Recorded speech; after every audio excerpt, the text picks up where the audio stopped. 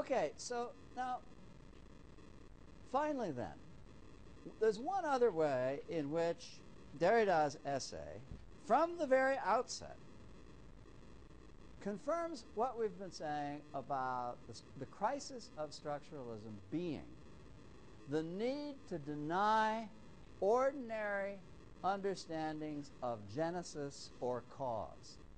In structuralism, if something emerges, it emerges from between two things. That is to say, it's not this and it's not this. Or it emerges as that which is not this, not this.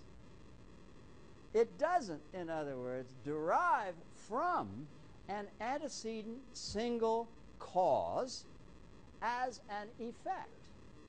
It emerges, on the other hand, as difference within a field. First words uttered at the famous conference at Johns Hopkins in 1966. He says, perhaps something has occurred in the history of the concept of structure that could be called an event, événement, something which comes, which emerges, something which is there now and wasn't there before. That's the most problematic issue for structuralism. When structuralism thinks about how yesterday things were different from the way they are today, it has to say, yesterday there was a certain synchronic cross-section of data, and today there's a slightly different synchronic cross-section of data. But structuralism is unable, and furthermore, much more importantly, unwilling to say anything about how yesterday's data turned into today's data. In other words, to say anything about change. It sees successive cross-sections, and it calls that history. I'm anticipating here, and we'll come back to this in other contexts. But it doesn't say one thing led to another. It says one thing after another in my facetious reference to history as I've already given it to you. Now, this is what Derrida is deliberately struggling with in this first paragraph.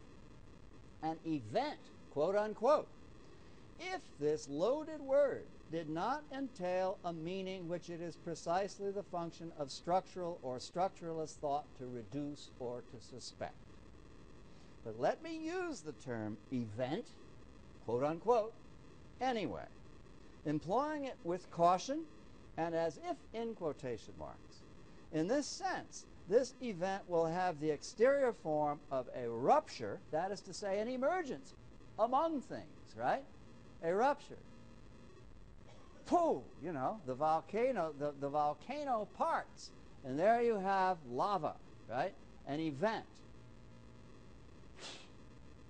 A rupture and a redoubling. A redoubling in the sense something has happened, as Bob Dylan would say.